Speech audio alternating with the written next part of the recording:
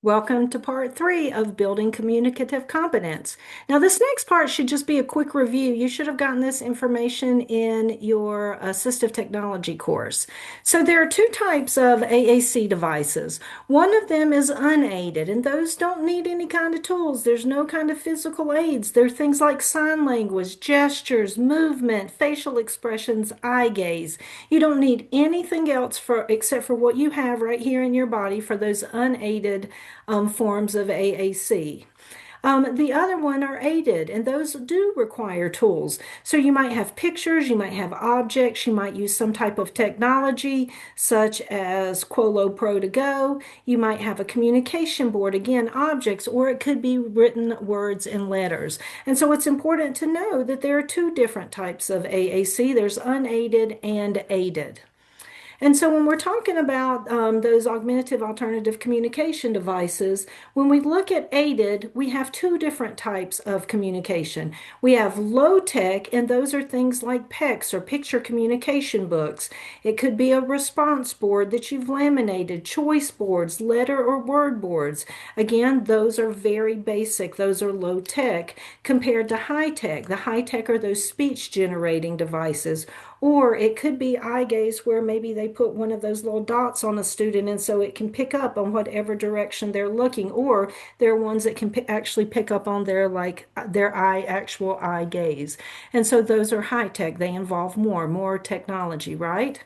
And then the unaided are things again like sign language, gestures, facial expressions, just a typical eye gaze or body language. So we want to make sure that when we're thinking about our students and what types of supports they need, that we think of all types of AAC. So here are some actual examples. I think most of us are familiar with the Big Mac. This is a single message switch. You might have something like one of these. There are ones that are called a step by step, and they have a sequential message. So it might be the first time you hit it, it says one. The second time you hit it, it says two. The third time you hit it, it says three. Or you could set up a conversation. Now we have something as simple as these. I know some people are already using that Go Talk. I heard some of our students talking about that in class, all the way up to really high tech devices.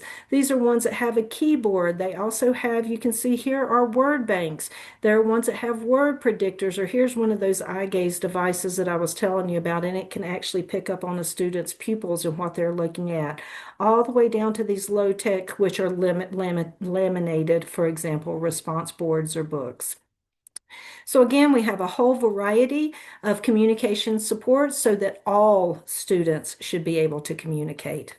All right, here's number 8. What types of AAC devices or communication systems have you seen in your class, in your school, in your district? Go ahead and stop the video, write down what types of AAC devices you've seen, and then come on back to us. All right. I look forward to seeing what kind of things you've seen. I'm super interested in some of the new stuff that's coming out, especially some of the AI stuff that is now out on the market. All right, so when we're thinking about communication, remember we want to think about everything, every way a student can communicate.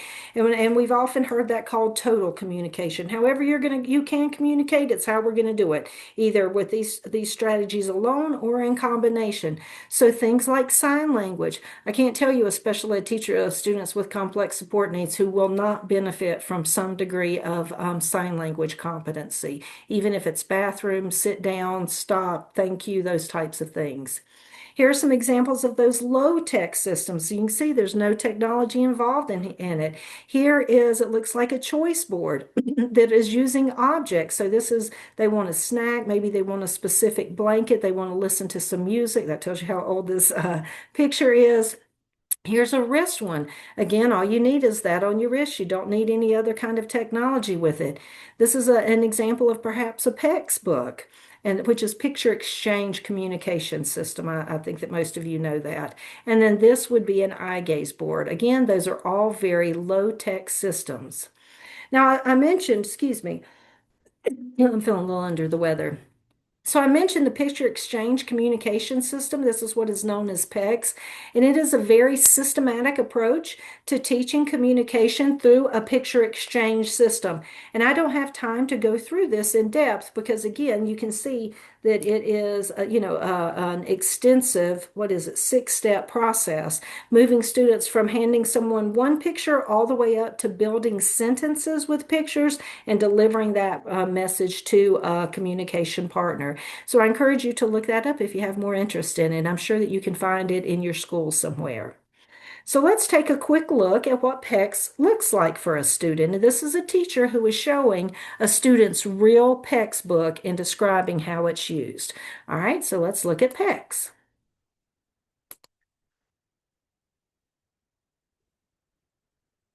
So these are all the things that are basically sentence starters. And then he has all of his food choices. There are a lot of the items that we have in the cafeteria that he'll want. Independent functioning, so he can tell us if he needs to go to the bathroom, if he's thirsty. School supplies. And then these are all of his toys that he can request. And then he creates a sentence strip. So he grabs the I want visual from the first page, and then he usually requests the toy.